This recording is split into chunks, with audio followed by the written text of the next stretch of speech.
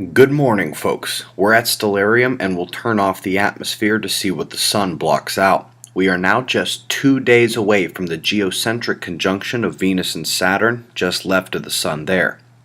We're eyeing the filament release from yesterday morning. It lifted away as it began departing, and NASA's Enlil spiral now shows the initial analysis of the eruption. It is going to be close, but this graphic indeed shows a near total miss by the small CME. Meanwhile, we have awaited the CME impact from the X-class flare. I think that's what we're seeing here as speed rises and density begins having peaks.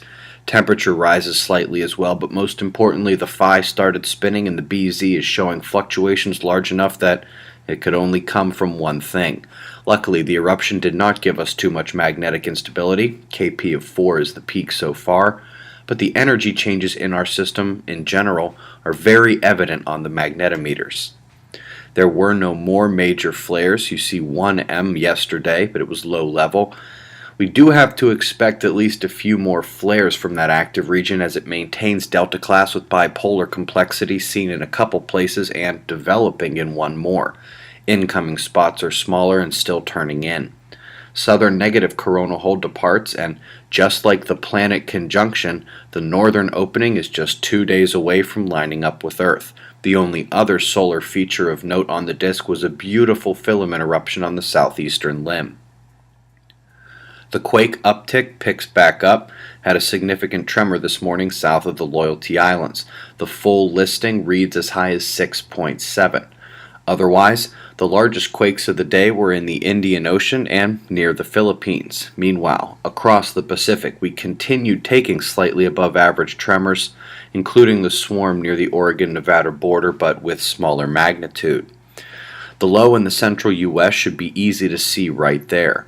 Welcome to the beginning of the cold. The western side of the low draws cold air south, and that will be the main actor as only a tiny amount of moisture will fall as rain on the eastern convergence. Most will drop as major snowfall in the north. Many records are expected to be broken this week.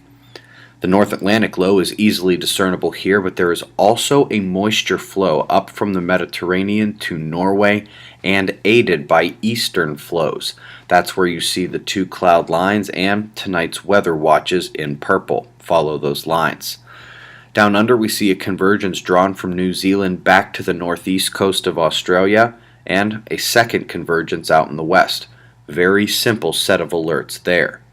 Planets aligning, coronal hole coming, quake watch peaks this week, and the Delta class sunspots are active. Got shots of our star to close at 6 a.m. Eastern Time, 5 a.m. Central. That's the news. Eyes open.